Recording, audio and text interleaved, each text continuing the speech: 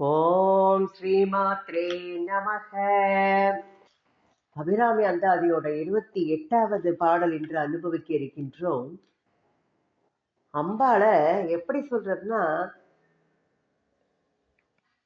சொல்லும் பொருளுமாக அம்பாள் விளங்கக்கூடியவள், சிவசக்தியாக இம்மைக்கும் மறுமைக்கும் எப்படி அவள் அருள் கொடுக்கின்றாள், எப்படி எல்லாம் தருவாள் அப்படின்னு சொல்ற.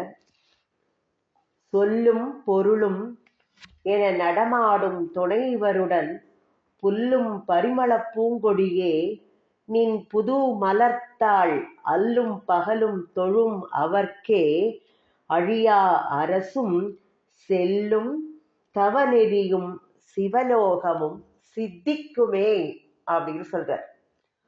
சொல்லும் பொருளும் என நடமாடும் துணைவருடன் புல்லும் பரிமளப் பூங்கொடியே நின் புது மலர்த்தாள் அல்லும் பகலும் தொழும் அவர்க்கே அழியா அரசும் செல்லும் தவநெறியும் சிவலோகமும் சித்திக்குமே அப்படின்னு ரொம்ப உறுதிப்பட சொல்றாரு. என்ன கிடைக்கும்? ஏன்னா இவர் தனக்கு படிப்படியா நிலை எப்படி உயர்றது, பிறவா வரம் கொடுத்துட்டான்னு உறுதியா நம்புறார் அவர்.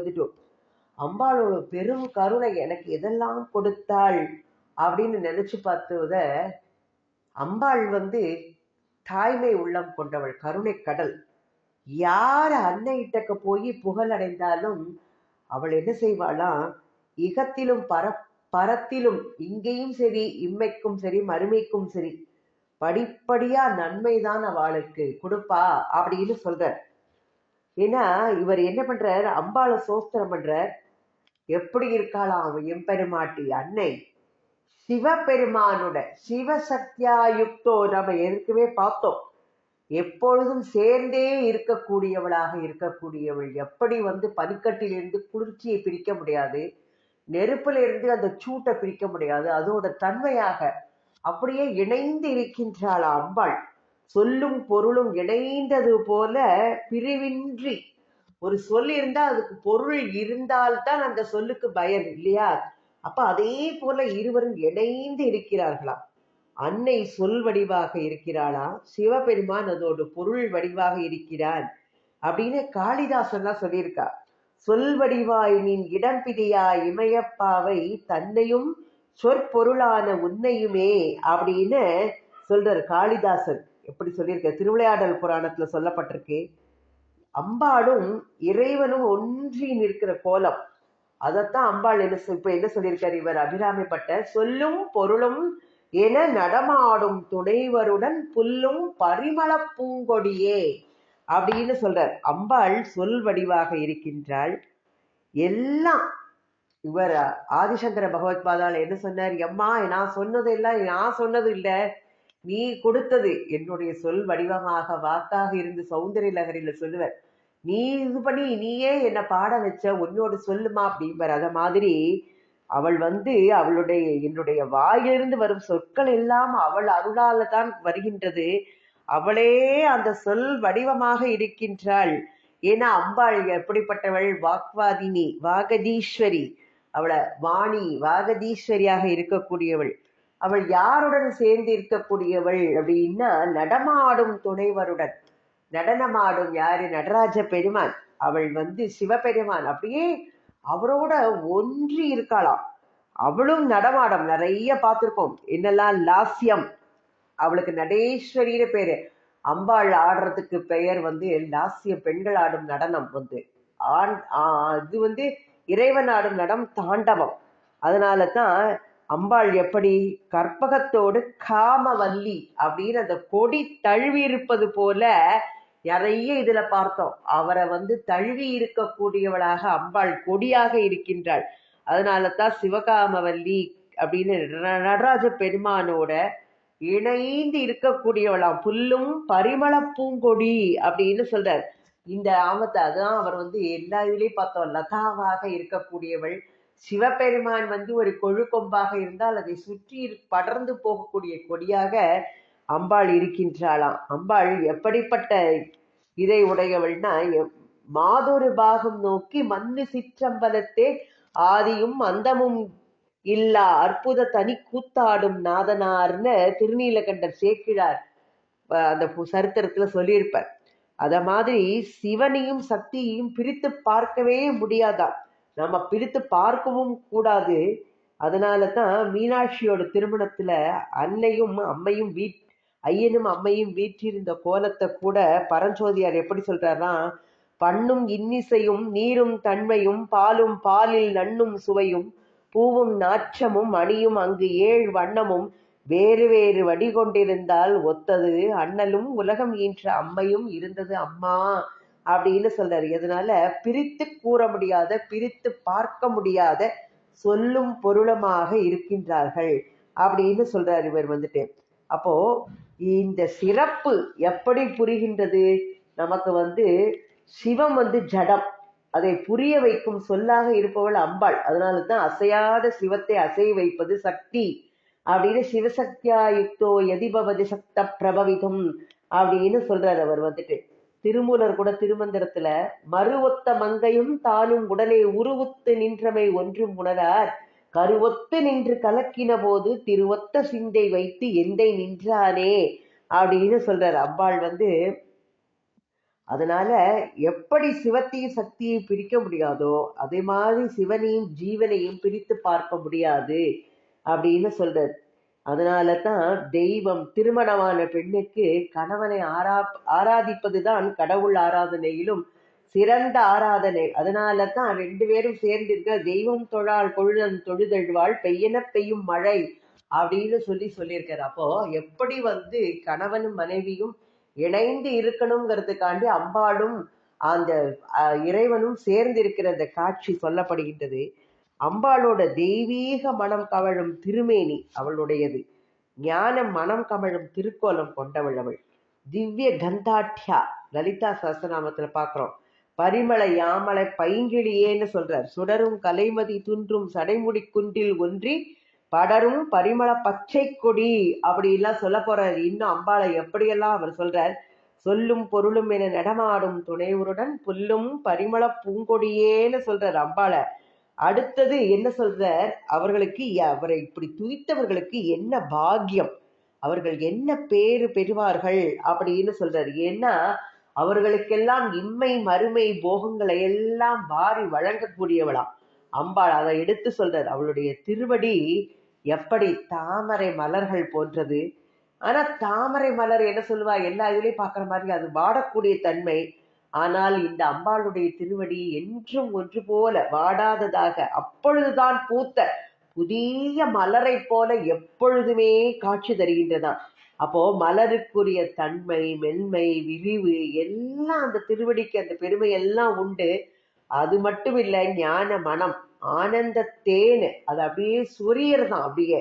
அப்போ அதை தொழும்போது அந்த அடியவர்கள் அந்த அடியை பற்றி கொள்ளும் போது அதனால தான் அடியார்கள் அப்படின்னு சொல்றா. இரவும் பகலும் இடைவிடாமல் அம்பாளோட திருவடியை தொழும் பொழுது அவர்களுக்கு சிறந்த பாக்கியம் பேரு கிடைக்கிறதா. அதைத்தான் சொல்றா. இந்த உலகத்திலேயே சிறந்த இன்ப வாழ்வு கிடைக்கிறது. இம்மை வாழ்வு சரி, அதற்கு வேண்டிய பொருளை கொடுக்கிறது. அப்போ பொருள் இல்லாருக்கு இவ்வுலகம் இல்லைங்கிற மாதிரி செல்வம் பெற்று அப்படிப்பட்ட சிறந்த அரச பதவி, அந்த ராஜபோகம், அந்த ராஜாவுக்கும் கூட துன்பங்கள்லாம் இருக்காதா? இருக்கும். அப்போ பகைவர்கள் போரிட்டு வருவா, அவ வெற்றி கொள்வா, தன்னுடைய அரசை இழக்கும் நிலை. அதனால அந்த நிலையெல்லாம் வராமல் அழியாத அரச திருவுடன் விளங்கும் வாழ்வை அன்னை கொடுப்பாளாம். அதனால தான் நீ புதுமலர்த்தாள் அல்லும் பகலும் தொழும் அவர்க்கே அழியா அரசும் அப்படின்னு சொல்ற அம்பாள் ராஜ்யத்தை கொடுக்கக்கூடியவள், ராஜ்யதாயினி அப்படின்னு சொல்லுவா அம்பாளை. அப்போ அரச செல்வம், அரச செல்வத்தை கொடுக்கக்கூடியவள். அதனால அந்த கர்வம் வந்துடும். செல்வம் கிடைச்சாச்சுன்னா எல்லாருக்கும் கர்வம் வரும். அப்போ இந்த பாக்கியங்களை எல்லாம் அனுபவித்து அதை எல்லாம் துறக்கக்கூடிய நிலை. அப்போ அதை எல்லாம் இது பண்ணிட்டு தவம் புரிவா அந்த காலத்துல. அப்போ தசரதன் எப்படி தனக்கு தவம் பண்ணணும்னு ராமனுக்கு முடிசூட்டணும்னு நினைச்சார். அதனால அந்த கதை எப்படி போச்சு வேற விதமா, அது ஏதோ கைகேகி வரத்தினாலலாம். அப்போ அம்பாளோட பதத்தை தொழும் அடியவர்களுக்கு எந்த நிலை கிடைக்க வேண்டுமோ அது எல்லாம் அவள் கொடுக்கக்கூடியவள். சிறந்த ஐஸ்வர்யத்தை உடைய அரச வாழ்வு, அப்புறம் தவம் புரியக்கூடிய அந்த நிலை, அரச போகத்தை நம்ம அனுபவிக்கும் போது கூட அன்னையே மறவாமல் வாழ்கிறவர்களுக்கு எந்த சமயத்திலும் அந்த வாழ்வை துறக்கும் மனநிலை வரும். ஏன்னா அம்பாள் அரசை பெற்று நன்றாக வாழ்ந்து அந்த பற்றையை ஒழித்து தவன் வாழ்வை மேற்கொள்ளக்கூடிய அந்த நல்வழியை கூட காமிப்பாளாம் அவள். அப்படி படிப்படியாக இந்த போகம் இங்க இம்மைக்கு வேணுங்கிற அந்த பொருளை கொடுக்கக்கூடியவள். அடுத்தாப்புல இந்த மறுமைக்கு போகக்கூடியவள அந்த தவ நெறியை கொடுத்து அந்த மறுமை வரும்போது மங்காத பேரின்ப வாழ்வையும் கொடுக்கக்கூடியவளாக, முக்தியை கொடுக்கக்கூடியவள். வீடு பெற்று சிவலோகத்தை தொழும் அவர்க்கே அழியா அரசும் செல்லும் தவநெறியும் சிவலோகமும் சித்திக்குமே அப்படின்னு சொல்றார் அவர். அப்போ சித்தி எப்படியெல்லாம் அவர்களை தொழுபவர்களுக்கு எந்த எப்பேற்பட்ட நிலையை கொடுக்கின்றாள் அப்படின்னு சொல்ற அவர். அழியா அரசும் செல்லும் தவநெறியும் சிவலோகமும் சித்திக்கும் அப்படிங்கிறார் அவர். அழியா அரசு, நிலைத்த அரசாட்சி கொடுக்கிறார். அதை முடிச்சாச்சுன்னா தவநெறி வாழ்க்கையை கொடுக்கிறார். எப்படிப்பட்ட இதெல்லாம் அவள் வாக்கு கொடுக்கிறாங்கிறதுக்காண்டி சொல்றார் இவர். ஏன்னா பக்தர்களோட வாக்கு அம்பாளை தொழும் போது அவர்களுக்கு அந்த பலிக்கக்கூடிய நிறைய பாக்கியம் கிடைக்கும் அவர்களுக்கு. இதுக்கு நம்ம பார்க்கலாம். ஞானசம்பந்த பெருமான் பூம்பாவை எப்படியே உயிர் பெற்று எழ வைத்தார் இல்லையா? திருநாவுக்கரசை அப்பர் சுவாமிகள் உயிர்ப்பித்து கொடுத்தார்.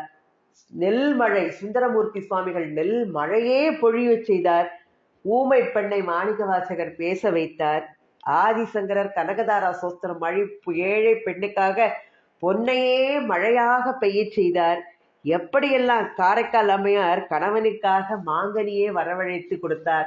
இந்த மாதிரி அவளை தொழுபவர்களுக்கு எத்தனை விதமான பாக்கியங்கள் உண்டோ அதை எல்லாம் அவள் கொடுக்கின்றாளாம்.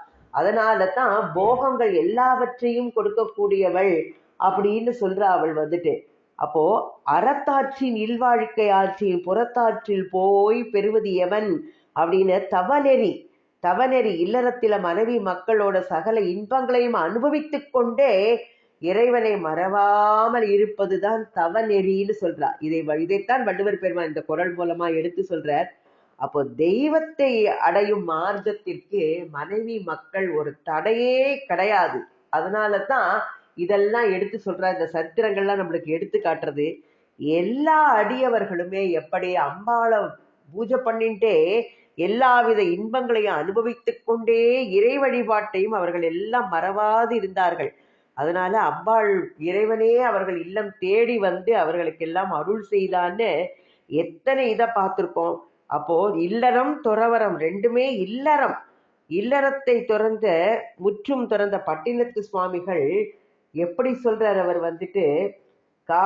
காடே திரிந்து என்ன, காற்றை புசித்தென்ன, கந்தை சுற்றி ஓடே எடுத்தென்ன, உள்ளன் பில்லாதவர் ஓங்கு விண்ணோர் நாடே இடை மருதீசற்கு மெய் என்பர் நாரியற்பால் வீடே இருப்பினும் மெய்ஞான வீட்டின்பம் மேவுவரே அப்படின்னு பட்டினத்தார் சொல்ற மாதிரியே வீட்டில் இருந்து கொண்டே எளிதாக வீடு பேரை அடையலாம் அப்படின்னு சொல்றாரு. ஏன்னா கந்தர் அலங்காரத்துல அழகா சொல்லியிருக்கார். காட்டில் குரத்தி பிரான் பதத்தே கருத்தை புகட்டின் வீட்டில் புகுதல் மிக எளிதே, விழி நாசி வைத்து முட்டிக்க பால மூலாதார நேரண்ட மூச்சை உள்ளே ஓட்டி பிடித்து எங்கும் ஓடாமல் சாதிக்கும் யோகிகளே. அப்படித்தான் நீங்க செய்யணுங்கிறது இல்ல. தவநெறி சித்திக்க வீட்டினை திறந்து காட்டினில் வாழவோ, திருவோட்டினை கையில் ஏந்தி இறந்து வாழவோ, உடலினை விருத்து மூச்சினை அடக்கி தவம் செய்து வாழவோ, உயிர் பலி கொடுத்து ஹோமங்கள் செய்யவோ, காவியை உடுத்து எப்படி நம்ம உடலை மெய்யை வருத்தி கடும் தெய்வம் செய்யவோ, காய்ந்த இலைகள் கனிகள் கிழங்குகளை புசித்து வாழவோ, விரதங்கள் அனுஷ்டிக்கவோ தேவையே இல்லை. அகமும் புறமும் ஒன்றுபட்டு ஆண்டவனை அன்போட அவரை வழிபட்டாலே போதும். இது எல்லாம் நமக்கு கிடைக்கும்ங்கிற இறைவனை நம்மளோட அன்பு அப்படிங்கிற பக்தி அப்படிங்கிற பிடிக்குள்ள அப்படியே நம்ம பிடிச்சு வச்சுக்கணும். அதனால தான் அதை தரக்கூடியவள் அம்பாள். அன்பெனும் கடத்துள் அடங்கும் கடலாக இருக்கக்கூடியவள், அன்பெனும் அணுவுள் அமைந்த பேரொளியாக இருக்கக்கூடியவள்னு வள்ளல் பெருமான் கூட சொல்றார். அப்படி எப்படி தொழும் அவர்க்கே அழியா அரசும் செல்லும் தவநெறியும் சிவலோகமும் சித்திக்குமேன்னு சொல்றார். அம்பாளோட அருள் இல்லாம அரசு கிடைத்தால் அது சீக்கிரம் போயிடும். அருள் பெற்றவர்களுக்குத்தான் அழியாத அரசு. அதனால தான் அவர்களுக்கு எப்பேற்பட்ட பாக்கியம் கிடைக்கிறது அப்படின்னு சொல்றா. அப்ப தவமும் தவமுடையர்க்காகும்னு வள்ளுவர் சொல்ற மாதிரி தவநெறியில தொடர்ந்து செல்லும் திறமை அம்பாளோட அருள் பெற்றவர்களுக்குத்தான் சாத்தியமாகும். அதனால வீட்டில் இருந்து கொண்டே அவளை நினைத்து முக்தி அடையலாம்னு சொல்றார். அவர் அன்னை திருவடியை பற்றி கொண்டாலே அறம் பொருள் இன்பம் இப்படி இந்த இக வாழ்வு அப்படி இன்பத்தோட வாழ்ந்து வீட்டு நெறியாக தவத்தை மேற்கொண்டு பேரின்ப பெருவாழ்வை அவர்கள் அடைவார்கள்னு இதுல சொல்ற. சொல்லும் பொருளும் போல ஆனந்த தாண்டவம் புரியும் நடராச பெருமானுடன் இணையும் ஞான மனம் வீசும் மலர்கொடி போன்ற அன்னையே, அப்பொழுதுதான் பூத்த தாமரை மலரை போன்ற உன்னுடைய திருவடியை இரவும் பகலும் தொழுகின்ற அடியவர்களுக்கு பகைவர்களால் அழிவு வராத அரச செல்வமும் பயனடையும் வரையில் செல்லும் தவநெறி வாழ்க்கையும் இறுதியில் மோட்சமாகிய சிவலோக பதவியும் கிடைக்கும் அம்மா அப்படின்னு சொல்றார். இந்த 28வது பாடல் மூலமாக இல்லத்தில் இருந்து கொண்டாலும் அவளை நாம் நினைத்து வழிபடும் பொழுது நம்மளுக்கு அந்த வீடு பேரு கொடுப்பாள். அவளோட அருள் இருந்தால் நிச்சயமாக எல்லாமே நமக்கு கிடைக்கும் அப்படின்னு அப்படியே ஆணித்தரமா எடுத்து சொல்றார். அவர் சிவலோகமும் சித்திக்குமேன்னு சொல்லிடுறார். கிடைக்கும் கண்டிப்பாக அப்படின்னு நம்மளுக்கு சொல்றது மூலமா அவர் அழகா நம்மளோட அபிராமி அந்தாதியோட திருவடிகளை தாமரை அன்றலர்ந்த தாமரை போன்ற இருக்கக்கூடிய அவளுடைய திருவடி மலர்களை பற்றி கொண்டால் எல்லா பாக்கியமும் கிடைக்கும்னு நம்மளுக்கும் எடுத்து சொல்றார். அவளுடைய திருவடிகளை நாமும் கெட்டியாக பிடித்து கொள்வோம். அபிராமி அன்னை திருவடிகளுக்கு ஜெய். சரணம் சரணம்.